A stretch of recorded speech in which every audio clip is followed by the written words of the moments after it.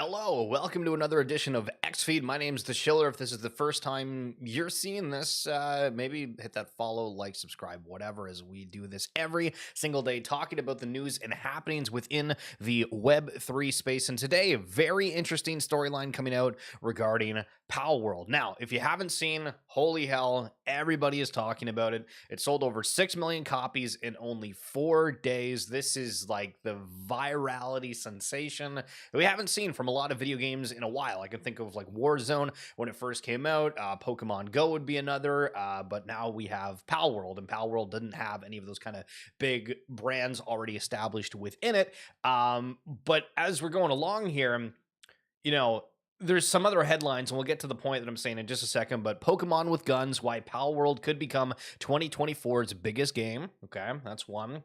We have another one saying Nintendo DMCA's Palworld mod that makes everything Pokemon. Everybody was talking about this, highlighting, oh my god, this is Pokemon with guns, yada, yada, yada. And then they literally had a Pokemon mod ready immediately, which was a little weird, but that's apparently getting struck down. And Palworld devs say they have received death threats amid Pokemon rip-off claims. They have almost 200,000 followers on Twitter. And this is where we get to our story. And I was like, wow, this is interesting. Palworld CEO Takuro Mizobe's bio says he was one of the founders of CoinCheck. In 2018, CoinCheck was hacked and $530 million in crypto was stolen. It was one of the biggest hacks in crypto history, but instead of shutting down, they opted to reimburse all customers of their capital. So within this Reuters article, Japanese authorities said on Monday they would investigate all cryptocurrency exchanges in the country for security gaps, and this is back in 2018, and ordered CoinCheck to raise its standards after hackers stole $530 million of digital money from the Tokyo-based exchange. The theft, one of the world's biggest cyber heists, highlights the vulnerabilities in trading an asset the policymakers are struggling to regulate, and this is back in 2018 again, as well as the broader risk for Japan as it aims to leverage the fintech industry to stimulate economic growth. And so I tried finding some extra articles about this, and there was this one of understanding coin hack. And this was actually posted last year. In late 2018, the Japanese cryptocurrency exchange CoinCheck suffered one of the largest hacks in the history of the industry. Lost $534 million from its hot wallet. This devastating event brought the issue of security in the cryptocurrency sector to the forefront. And as you go through here, in the aftermath of the hack, CoinCheck immediately suspended all withdrawals and deposits on its platform, including fiat currencies. The company then spent several weeks trying to identify the attackers and determine how the hack had occurred. It later became clear that the hackers had gained access to CoinCheck's system through a vulnerability in its security protocols. So, the impacts of the hack. The CoinCheck hack had far-reaching impacts on both the company and the wider cryptocurrency industry. In the immediate aftermath of the attack, the price of NEM dropped dramatically, and other cryptocurrencies also saw significant losses. The hack also raised concerns about the security of cryptocurrency exchanges, and many users became increasingly wary of storing their funds on centralized exchanges. They go through like a whole list of lessons that were learned from this, and then Coinbase acquires Cypher browser to enhance security. I don't know how that's necessarily related, but in 2018, Coinbase, one of the largest cryptocurrency exchanges in the world, acquired Cypher browser, a decentralized app browser, and Ethereum wallet that focuses on user security and privacy. The acquisition was part of Coinbase's efforts to improve security and offer a better user experience to its customer. And people are saying that that hack was bigger than Mt. Gox, which is something you've heard about probably before. And the rise of decentralized exchanges is also a response to the security concerns that was exposed by the CoinCheck hack. DEXs are blockchain-based peer-to-peer exchanges that allow users to trade without the need for a centralized intermediary. This eliminates the need for users to store funds on centralized exchanges, making them less vulnerable to hacks. But again, the big thing, the founder of Palworld, I guess, was, or the CEO of Palworld, used to be heavily involved leading CoinCheck here. And I mean, if this didn't happen, and obviously it sounds like they paid everybody back, which is amazing. But like, that's insane. That's actually insane. Yo. Alteris. I don't know why on my screen there's like the shading on the color of the text is impossible to read, but good morning. So Palworld, in theory, could have been an NFT or blockchain-based game, but now it is here. This is a story that's kind of funny. We haven't brought it up in forever because I don't know why I would need to. But anyway, this was back in 2022 for VeeCon. When we landed for VeeCon, Neil was our driver. We used Uber in the States. I asked if he knew about VeeCon or NFTs. He said not really, but knew it was the future, which I, kind of open when somebody says that type of thing. So he got MetaMask and I sent him a VeeCon ticket. He attended every day, drove us back to the airport as a thank you. So Neil was there enjoying the concert, and that's kind of your feel-good story of the day. Being able to take outsized career risks in your youth is a superpower. I'm grateful I did that in my early 20s and joined the space. The downside, I felt leaving my role at traditional VC to dedicate full-time to crypto at a time when crypto was taboo among every VC, was limited and had asymmetrical upside. I knew I could always return to traditional tech VC and at a minimum would likely become a better VC by spending time in crypto. And I mean, for myself, for anybody that doesn't know, I had a job as kind of like a student recruiter for a college, and I was like, hey, this Top Shot thing's really booming, and I started to stream, and I was like, hey, like I really think that I can make something of it. Now, it was a little bit awkward because we had kind of the huge boom within NFTs, and then things just kind of got stale. Now it feels like there's stories all the time, but back then, think of all the hype and discussions that people have regarding new mints. That happened 2 years ago. Now, fast forward to where we are today, some things have transpired, some things not as well, some things relatively well, but generally speaking, we've had these ups and down roller coaster of interest, and so I'm like, hey, you know what? Like, I'm here, I'm committed, I want to do this, and, finding your niche again after I used to stream Top Shot for like 8 hours a day, holy moly. Took a while, but I'm really enjoying this X feed, and if you are too, please, hit that like button. All right, moving on here. This is where we get interesting. I dropped a video yesterday talking about Say and how you get involved. It's super easy. If you're on YouTube, it looks like a 60-minute video. Just watch like the first 3-4 minutes if you want to get an idea. But the provenance, the aspect of working within these new chains, the things that are going to come of it. There's going to be certain things that are early that if you're in the first iteration of something or one of the first launchers and it has something that's tangible, successful, sometimes even just the provenance of being first. But Blastopians, guys, we're still doing pixelated art on everything. Holy hell, are we ever back? Dive into the future of Blastopia. We are entering Blast L2 for a unique airdrop farming opportunity. It's time to take things to the next level. February marks a significant milestone. The Blast mainnet goes live. Blast has announced that 50% of total airdrop will be allocated to developers building on the L2 and NFT collections are eligible. Yo, Newsen, what's going on, brother? Blastopians will be your key to access a portion of the Blast developer airdrop without needing to develop anything on Blast yourself. We will distribute 100% of our developer airdrop towards Blastopian holders. Okay, so let's go back here for a second. And Hillside Homie, good morning, sir. Basically, they're saying that they are going to build on Blast. They are going to get part of that 50% allocation of tokens. And then instead of taking it themselves, they're going to kind of leverage that and say, hey, we're going to give it out to our holders if you buy our NFTs, essentially, from my understanding. And again, this is like my first time going over it, so it might already exist, but it sounds, again, like they were coming soon. Who are we? Blastopians are brought to you by Creed Alpha NFT. Creed Alpha is a community of talented and experienced traders who share knowledge, insights, and strategies to help each other succeed in the NFT space. Okay.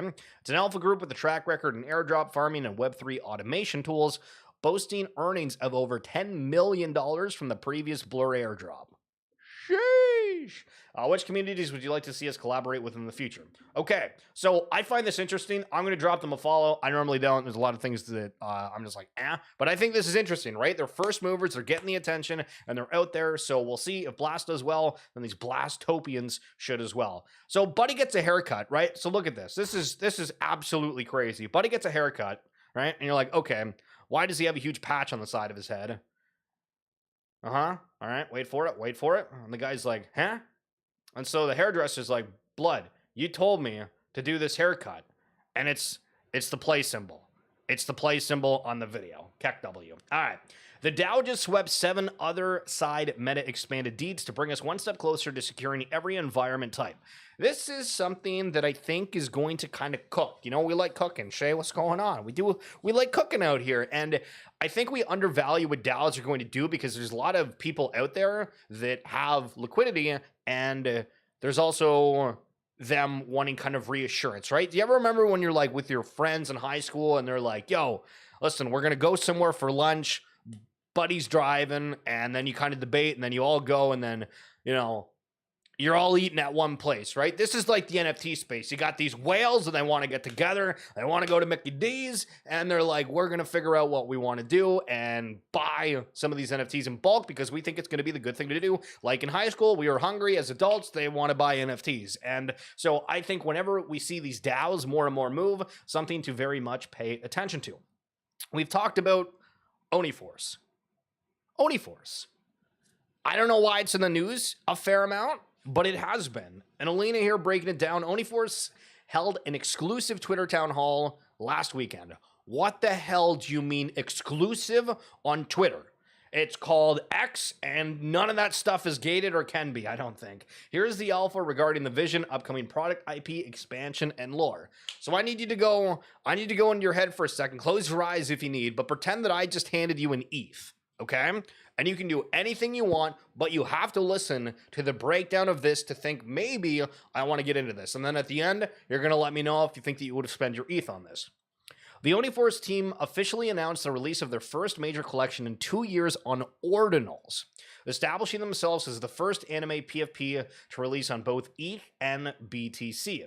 The Ordinals collection is considered the start of the storytelling experience. It's only 2 years late. The Oniforce universe will be established on-chain with museum-quality art. With this collection, the project will be launching its official canon and introducing new characters. The team inscribed 7 OG characters below 440,000 inscriptions last year, which are being used for the first Oni comics. The original 7 are going to be parents in the future of the upcoming Ordinal collection of 3,333. Pre-sale and special privileges for existing holders and top point system participants. Okay. So it shows a couple different things here. Their vision: building a cross-web, cross-chain anime storytelling platform, disrupting traditional storytelling in comics and gaming, establishing a global IP universe with our community, creating a global IP expanding universe through comics, webtoons, gaming, anime, physicals. IP development milestones in 2023. Collaborations with top advisors like Paul Jenkins and David Oslan. Development of their first lore guide. Contributions from renowned concept artists Mikam Habchi and Raymond N90. After a year of development since acquisition by Orfund, I didn't even realize that was the person who picked it up. Oniforce is unveiling its unique anime universe, building an open ecosystem for diverse engagement, yada, yada, yada, yada, yada. Okay, so I handed you an ETH before we went over that segment. Now that you have the opportunity to spend that ETH, did that give you a sales pitch that was like, yes, I want to go buy Oniforce? Yes or no? Sometimes you guys don't talk to me. Listen. If you're here and you're feeling like typing, give it a little bit of a rip so I know, okay? But as we're waiting for that, this is a reminder. You're keeping the ETH 100%. I mean, that didn't sell it for me. I mean, that's cool that that's like the notion that they're going with, but I think everybody's talking about how they're going to do this IP, this, that. Do I care about ordinals? Not necessarily. The collaborations are cool, but again, that didn't like get me over the top. Okay, so back to the point here. Shay, you're saying no too? Okay. And again, if you do, that's cool. I'm just curious what the vibe and sentiment is. Okay, so Dave Portnoy, if you don't know, he is a big figure within the sporting world. He created Barstool Sports that became massive. ESPN bought it, and then they sold it back to him for like nothing. He made like $100 million or something crazy. Anywho, somewhat controversy, does pizza reviews, yada, yada, yada.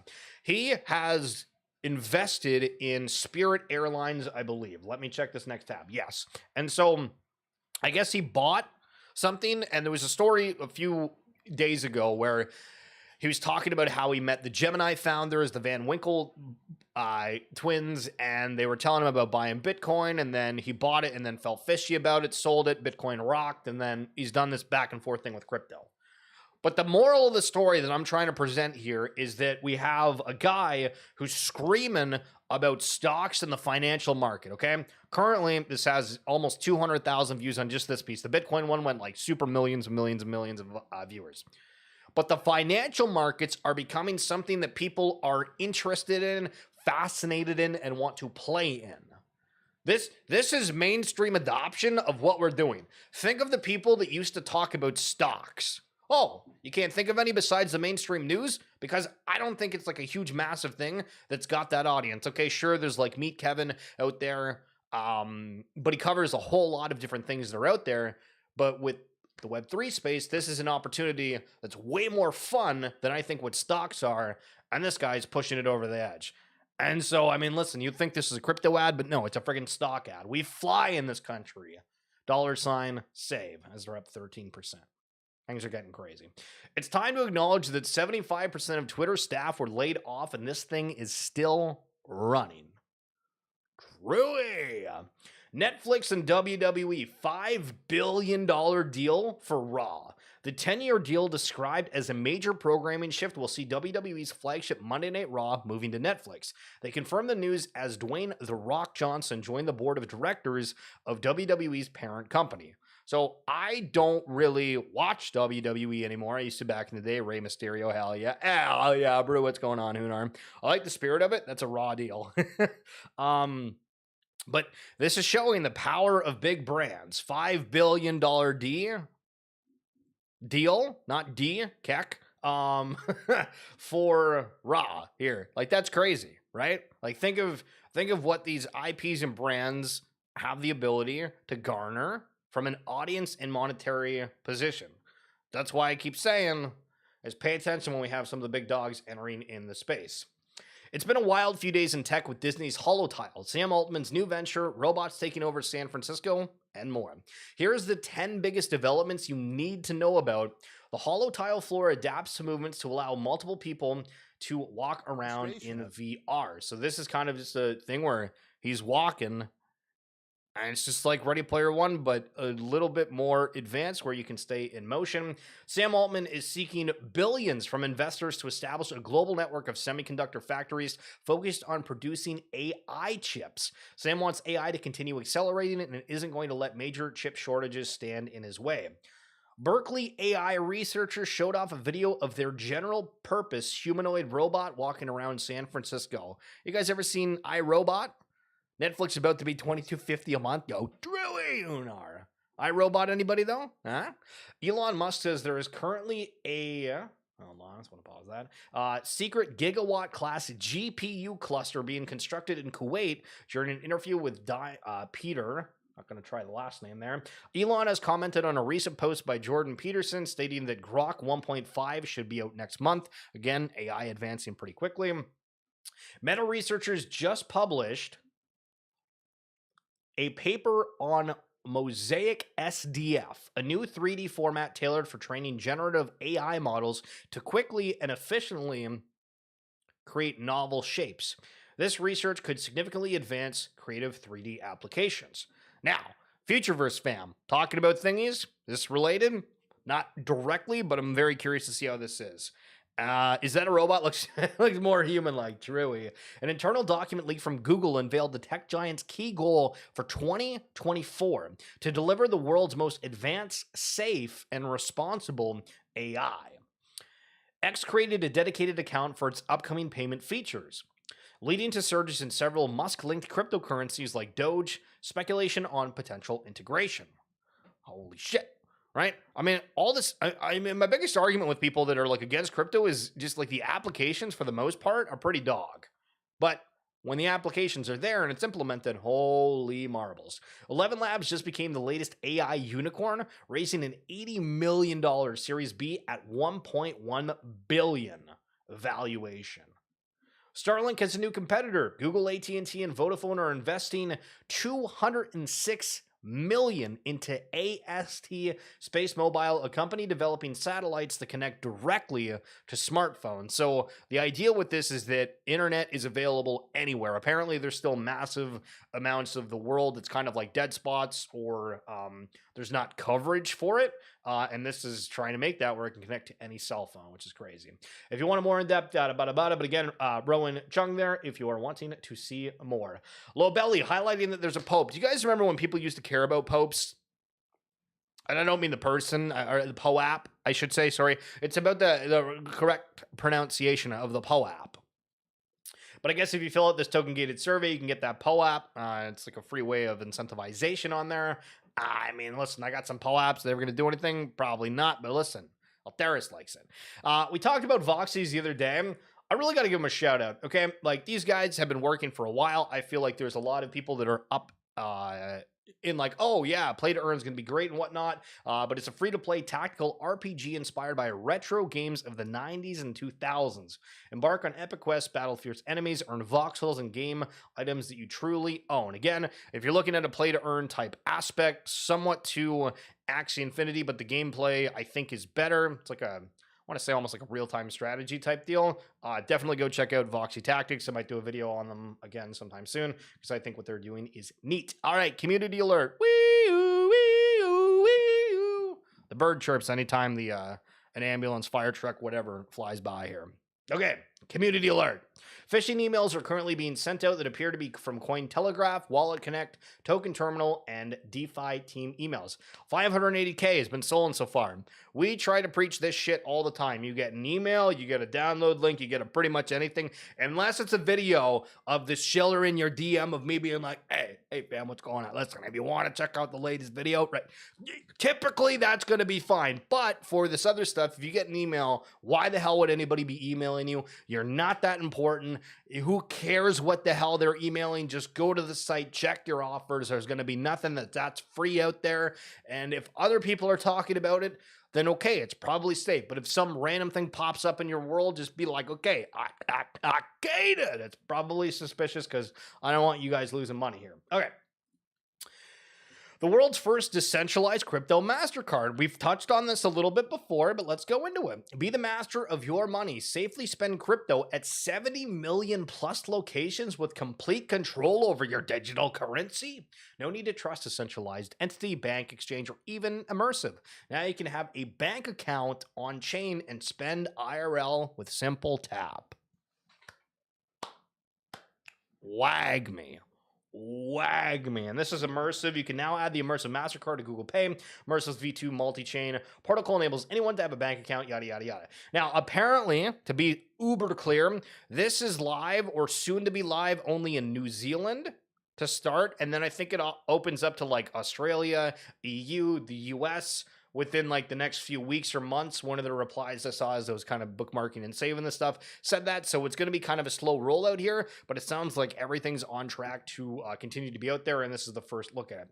All right. Do you guys know who Taggy is? This guy's a freaking whale. Received the fire suit I won from the one of the Ranga Haas F1 team raffles today.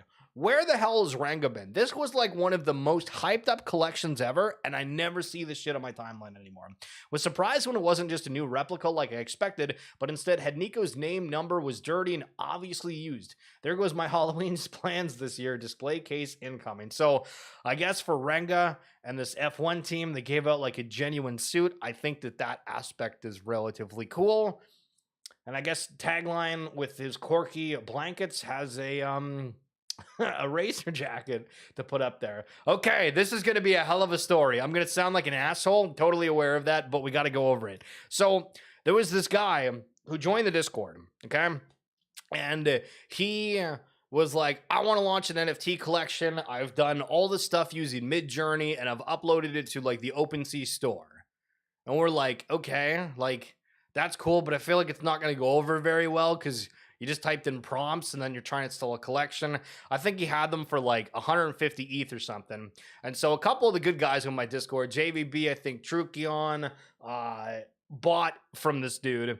And I don't even know if he said thank you, but I still see him every day on my timeline shilling his collection. He took the price from like $150 to 0.8. He's responding to Machi Big Bro being like, can you be the first person to purchase my NFT when we already had people that purchased it? So just remember, there's a couple people that are kind of grifters out there, all right? And this is one of them, okay? Like, what is going on here?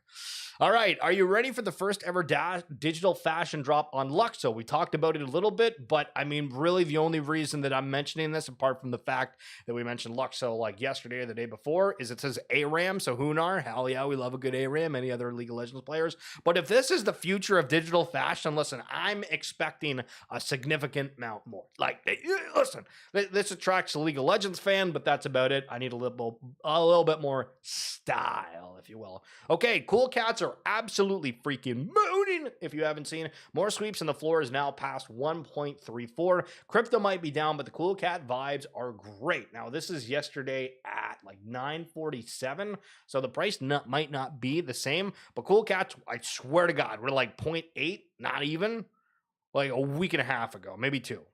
Hey, mooning. Talking about NFTs catching a bed. Listen, there's a video 6 months ago of me saying an NFT bull run is coming. Not wrong, just early. Something I've been thinking about more recently is surface area of luck. The idea that you can increase your luck by engaging with more things and people. For example, saying yes to an event leads to making a new friend, which leads to a new job opportunity. It's one of the reasons why I post on X and also why I try to respond and help anyone who ever reaches out.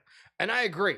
To be honest, ever since like starting the show, I feel like I'm connecting more with people. I'm putting my videos out there. It's just, there's this connection thing, and that wouldn't have happened if I just didn't continually try to post and put myself out there. So if you're feeling down, if you're feeling like you need to get out there, you want to get a little bit of luck on your side, get out there, say something, send a DM, be like, what's going on, bro? You know what I'm saying?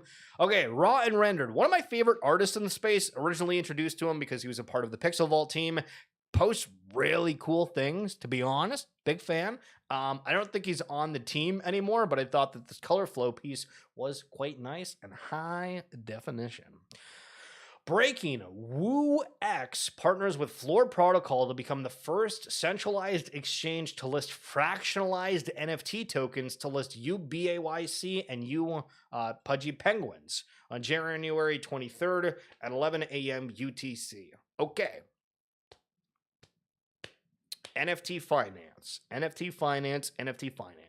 There is genuinely a world where if they can take NFTs and have these tokens genuinely reflect what the price is of the NFTs that are part of it, this stuff is going to absolutely fly. I don't know how many people want to take risks on it, right? Because, I mean, the argument would be, okay, well, if we're looking at Bored Apes, for example, you say, okay, well, if I like that stuff, I can't afford an ape, why the hell don't I just go buy the coin? Which is totally valid.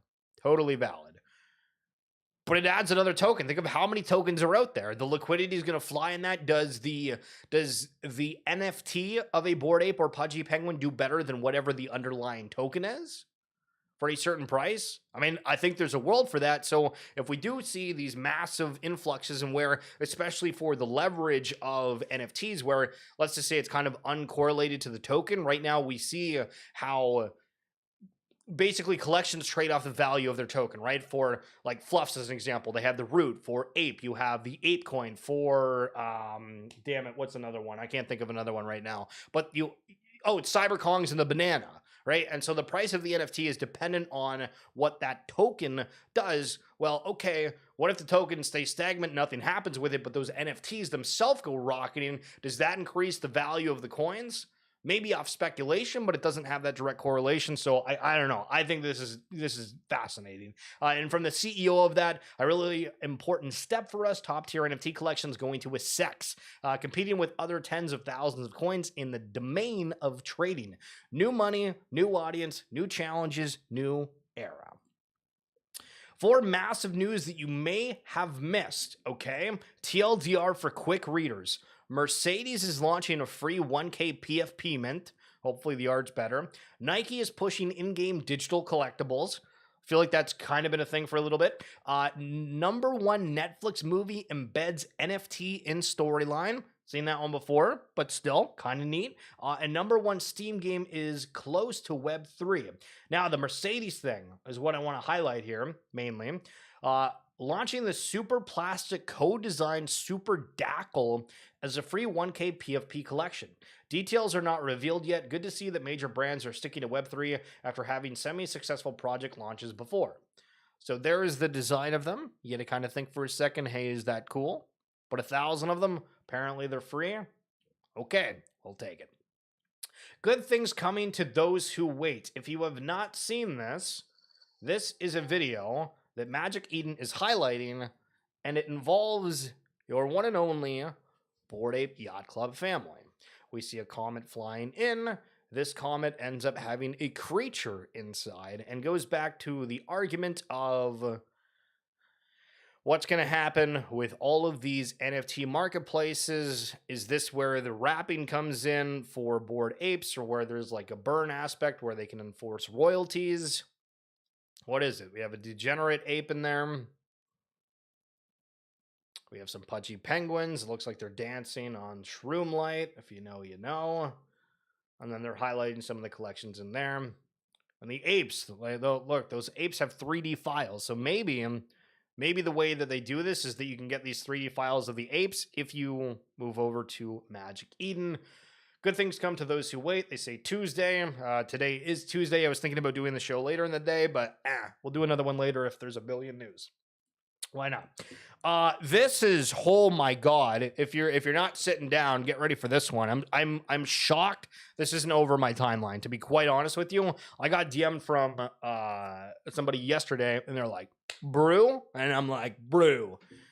Breaking news, a wallet owned by Animoca Brands that has 75 million worth of GMEE token, a project by Arc8 app, which they say blockchain-powered gaming platform owned by Animoca Brands, got 2.7 million plus downloads, 135,000 followers. Were drained a couple hours ago in a presumed hack. Hacker also drained the bridge liquidity when he transferred from Matic to ETH network. So I probably don't know about this because it's on Polygon. I don't really follow that a whole lot, or Matic, sorry.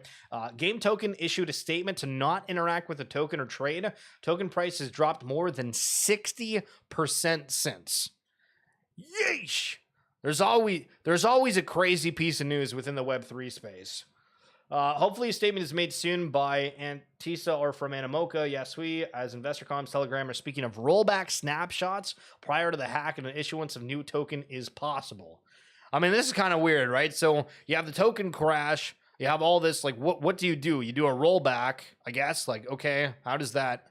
I'm not familiar enough with, like, how that works, right? So the hacker gets to keep the coins, but they're able to re-see who's got what, because I don't think you can just pull it from a wallet that way. But that is a crazy news story. Animoca Brands has gotten all the goodwill of the space in terms of recognition, but that's a major hack that I feel like has not been on my timeline at all, except for getting hit up regarding it. Now, we talked about Cool Cats moving rather violently in the upwards direction. Doodles also doing the same. They're up 19%, 2.38 ETH. At least this is at 7:47 a.m. yesterday. We've seen kind of a huge cascade of bad things recently. The crypto market, just as kind of a quick how do you do, checking things out here. In the last 24 hours, ETH is down 7%, Bitcoin down 4%, BNB 4%. Like, things aren't looking great, but I mean, if we go even more, like the worst hit here is like 14%. But yeah, down 14%, that's not bad. Not bad. But Doodles, they are moving up.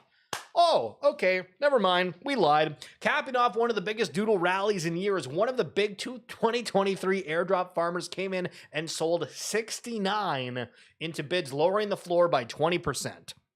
Son of a bitch. The seller is still long 235 Doodles. The farmer did most of the buying back in May 2023. So this is the current problem we have with any NFTs having volume, is that because there's blur farmers that have been holding the supply, maybe churning stuff, is that at any point whenever things rise, they can just be like, Keck W. Cack W, unless the demand is that high. Early access participants are minting thousands of Disney pins. I think this is about Disney Pinnacle. But 2 more NFT patents were recently filed by the entertainment conglomerate. Their use case could reshape its business. Short-term development appears slow, but long-term tech integration becomes permanent. Disney filed these since its pins. Modify NFTs based on user experience, a dynamic wallet. Let's start with its wallet. It's a personalized digital wallet composed of the digital assets it contains. The system creates a dynamic visual summary of user's wallet, reflecting the user's digital assets. Why would consumers care? And I mean, look at that. Look at that branding, the value in the branding right there. Enhanced user experience.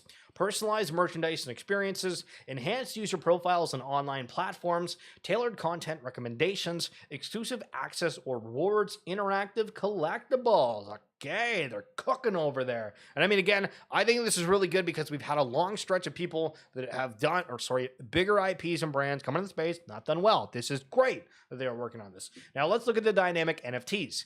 DNFTs aren't new. Chainlink frequently uses them. It enables the Disney NFTs to evolve based on user interactions and media consumption. But again, why would the consumer care?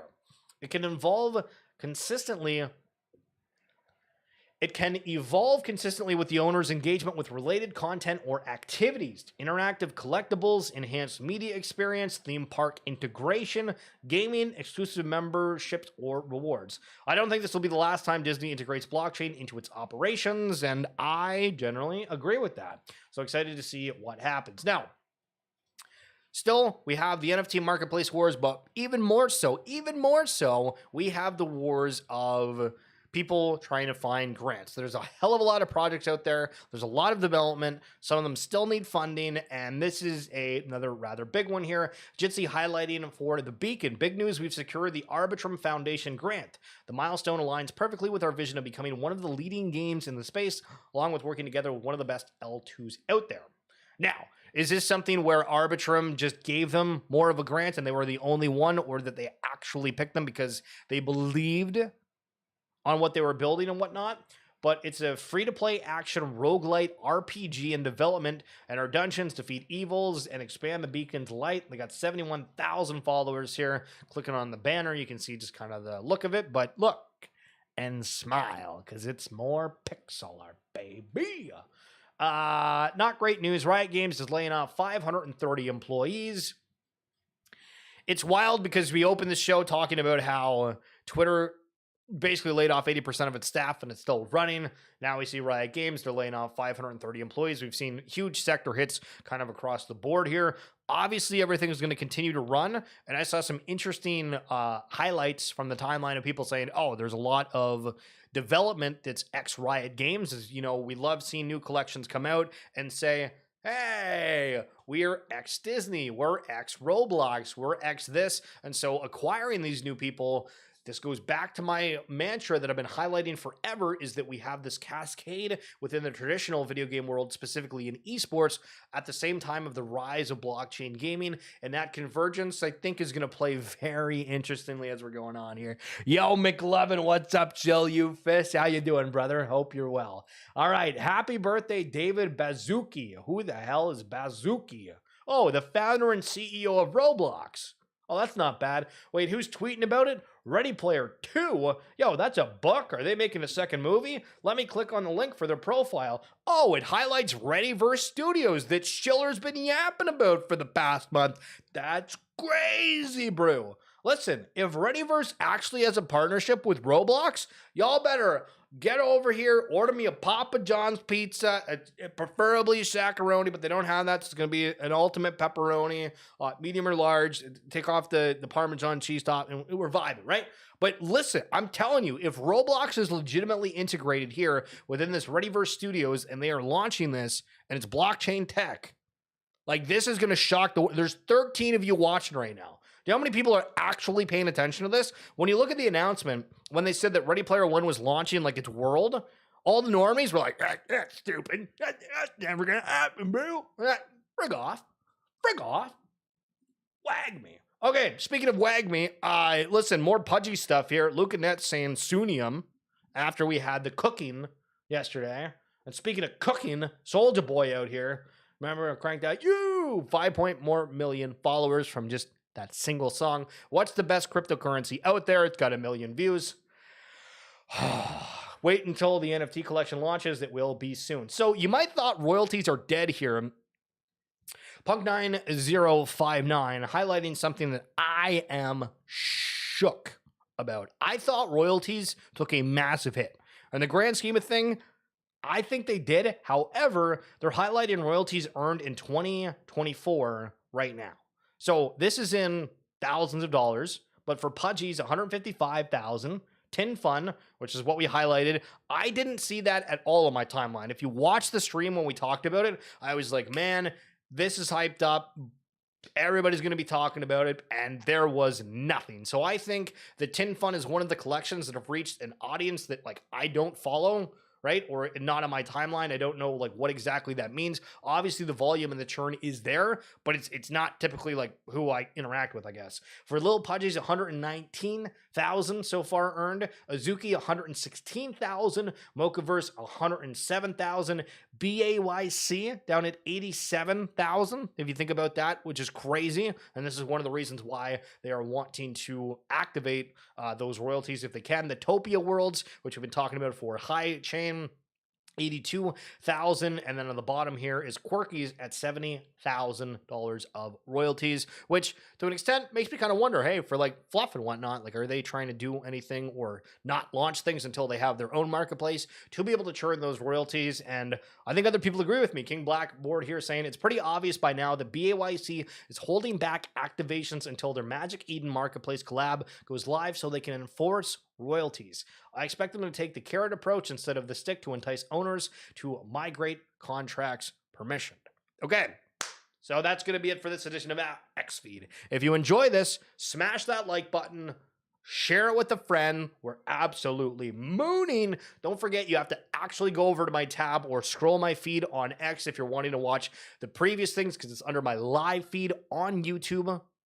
I don't know why it just doesn't get put immediately in the media tab on X, but it does that. I don't know if me saying X triggers you. I posted that on TikTok once, and people got really pissed off regarding it. But that's going to be it for this episode. Again, we'll be back maybe later if the world gets crazy here within the NFT land. But I appreciate you guys tuning in, and we will talk soon. Good if, bye if.